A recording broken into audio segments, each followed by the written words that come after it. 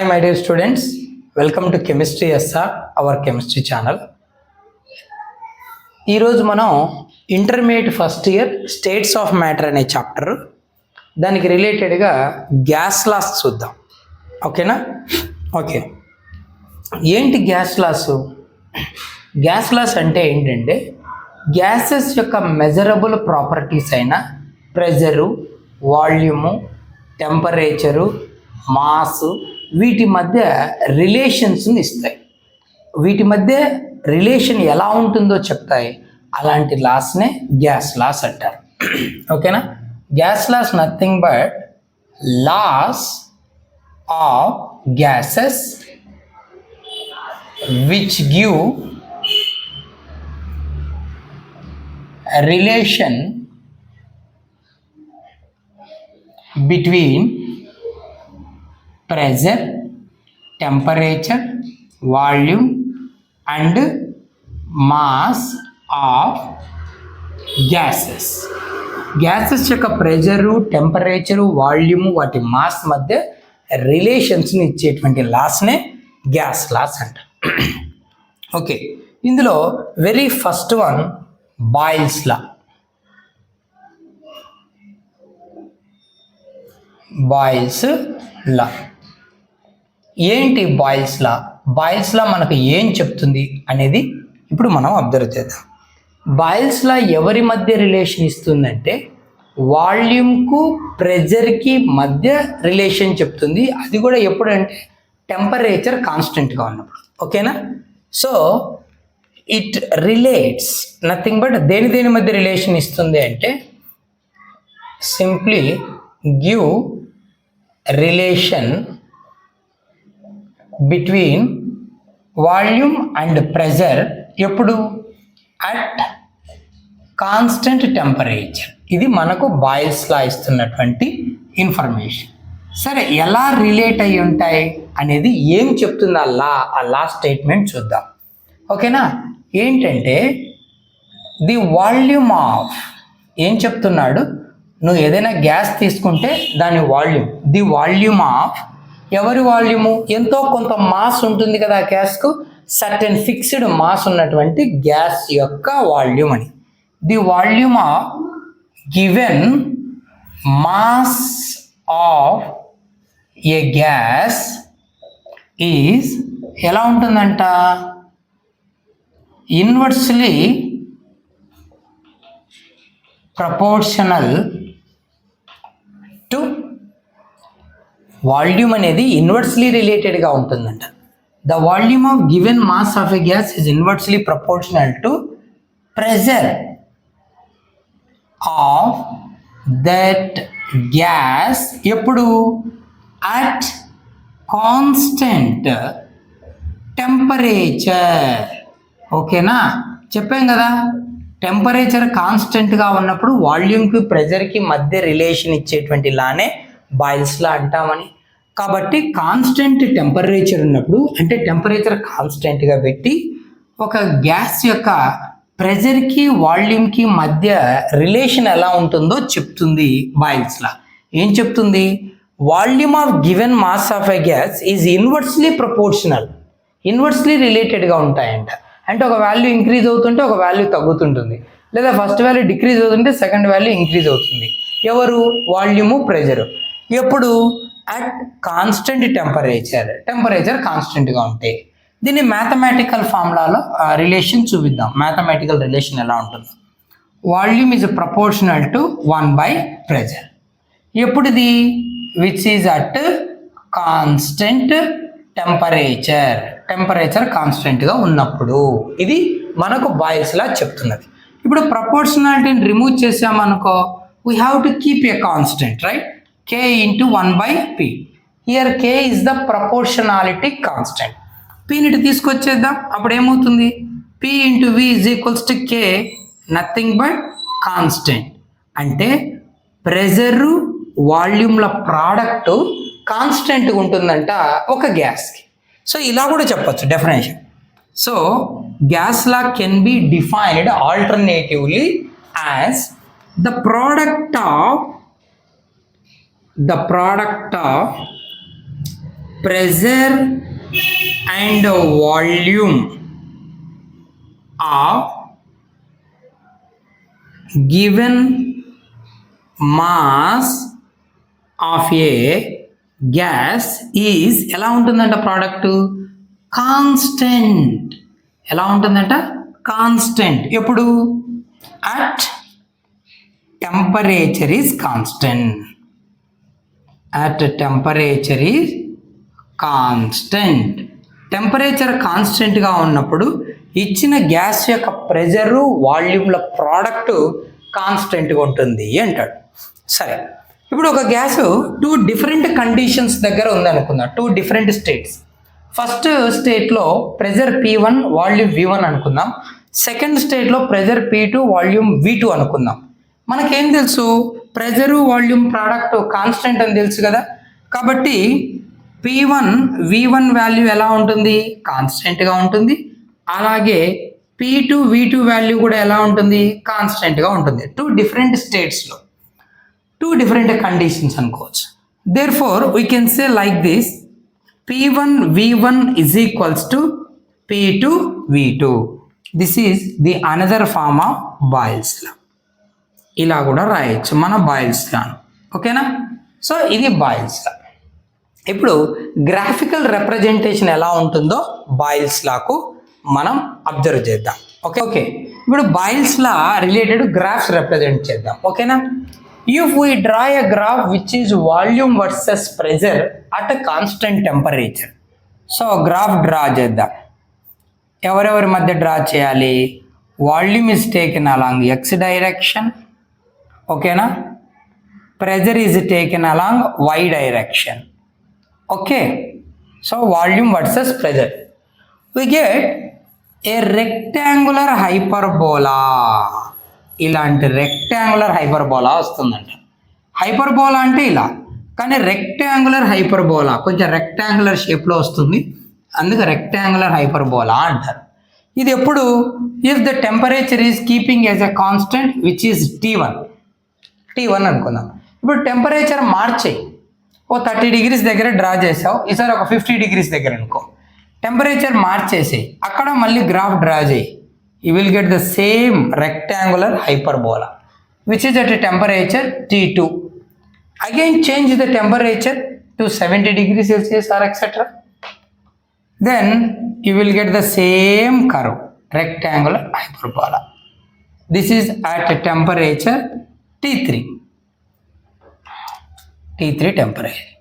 ఈ temperature relation ఎలా ఉంటుందంటే T1 కంటే T2 ఎక్కువ, T2 కంటే T3 ఇంకా ఎక్కువ. టెంపరేచర్ పెంచుతున్నప్పుడు కర్వ్స్ ఇలా వస్తాయి. సో ఈ కర్వ్స్ని ఏమంటారంటే, so graphs nothing but plots drawn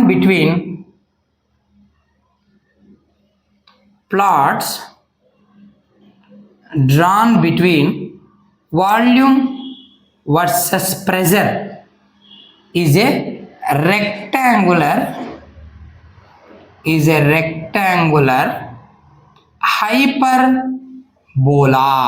ఎలాంటి గ్రాఫ్ వస్తుందంట, రెక్టాంగులర్ హైపర్బోలా వస్తుంది. వీటిని ఏమంటారో తెలుసా, ఐసోథర్మ్స్. ఏమంటారు? ఐసోథర్మ్స్ అంటారు. ఓకే, సరే. ఇప్పుడు నువ్వు గ్రాఫ్ ప్రెజర్ వర్సెస్ 1/వాల్యూమ్కు డ్రా చేస్తే చూద్దాం ఏమొస్తుందో.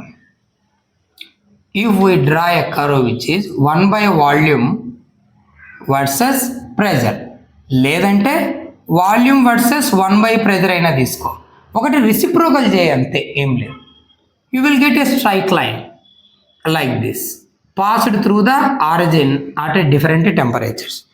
Here temperature is constant as T1, T2, T3 as usual. T1 less, T2 more, T3 more and more. So we get a straight line passed through the origin. So pressure versus 1/వాల్యూమ్ give a straight line. ఓకేనా? passed through origin. So origin ద్వారా pass అయ్యేటువంటి straight lines వస్తాయి. Pressure versus 1 by volume. ఓకేనా? సరే, ఇప్పుడు ఈ graphs ఏం indicate చేస్తాయో కూడా చూద్దాం. ఇప్పుడు ఏం చేద్దామంటే pressure versus product of pressure and volume. Nothing but pressure is taken along x direction, product of pressure and volume is taken along y direction. P versus PV draw చేద్దాం. Pressure 0, pressure increase అవుతూ ఉంది. ఓకేనా? ఇప్పుడు ఏమవుతుందంటే we get a straight line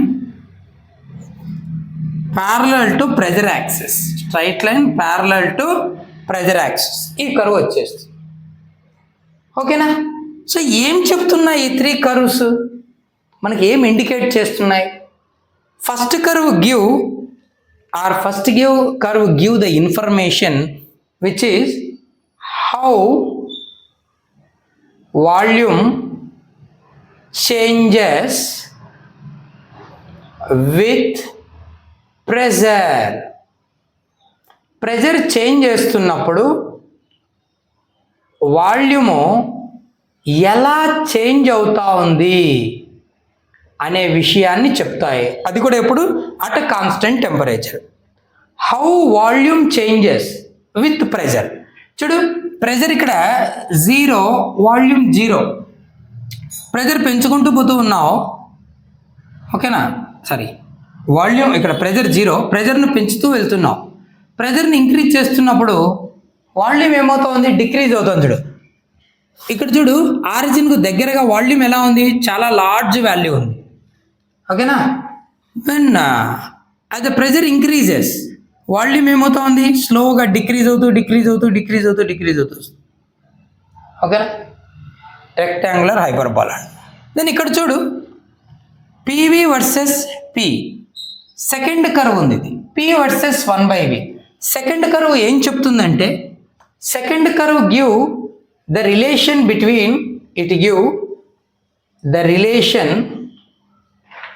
between pressure and reciprocal of volume. ఓకేనా? Nothing but a straight line. Pressure reciprocal of వాల్యూమ్కి మధ్య relation ఎలా ఉంటుంది అనేటువంటి విషయాన్ని చెప్తుంది second curve. And then the third curve indicates. Third curve ఏం చెప్తా ఉంది? ఇక్కడ మనం గమనిస్తే third curve PV value always constant. PV value ఎలా ఉంది? Always constant. What ever the pressure you provided, PV value always constant. So third curve indicates PV is equals to constant ఉంది అని చెప్తాడు. ఓకేనా? ఇప్పుడు ప్రెజర్ బాగా హైగా ఉంది. ఇక్కడ ఇది ప్రెజర్ కర్వ్ కదా, ప్రెజర్ వాల్యూ చాలా హై. అప్పుడు వాల్యూమ్ కర్వ్లో వాల్యూ ఎక్కడుంది? చూడు, ఇక్కడ ఉంది. అంటే వాల్యూమ్ చాలా తక్కువ ఉంది అని అర్థం. కొద్దిగా వాల్యూమ్ ఉంది వెన్ ప్రెజర్ హై. ఇప్పుడు ప్రెజర్ తగ్గిస్తున్నావు, తగ్గుతూ వస్తుంది. వాల్యూమ్ ఏమవుతుందంటే ఇంక్రీజ్ అవుతుంది. ఈ ప్రెజర్ దగ్గర వాల్యూమ్ చూడు ఇంత ఉంది, దిస్ మచ్ వాల్యూమ్. ప్రెజర్ ఇక్కడికి వచ్చావు, ఈ ప్రెజర్ దగ్గర వాల్యూమ్ చూడు ఎంత ఉంది, దిస్ మచ్ వాల్యూమ్. ప్రెజర్ ఇంకా తగ్గింది, ఇక్కడికి వచ్చావు, ప్రెజర్ వాల్యూమ్ చూడు ఇంత వాల్యూమ్ ఉంది. ప్రెజర్ ఇంకా తగ్గించాయి, ఇక్కడికి వచ్చాయి, వాల్యూమ్ చూడు దిస్ మచ్ వాల్యూమ్ ఉంది.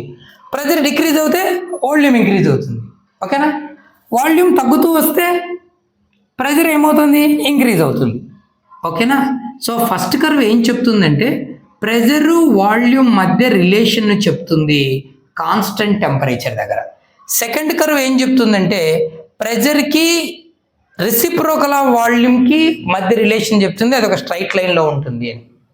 ఓకేనా? అంటే రెండు ఇన్వర్స్లీ రిలేటెడ్ ఉంటాయి, దీని ఇన్వర్స్ ప్రపోర్షనల్గా ఉంటుంది అని దాని అర్థం. సరే, థర్డ్ కర్వ్ ఏం చెప్తుందంటే pressure into volume product always constant. What ever the pressure you provided, the product of pressure and volume of a gas is always constant, so that we get a straight line parallel to pressure axis. So నువ్వు ఎంత pressure పెంచుకుంటూ పోయినా కూడా PV value ఏమి increase అవ్వలేదు, decrease అవ్వలేదు, కాన్స్టెంట్గా ఉంది. అంటే PV is equal to constant అని చెప్తుంది.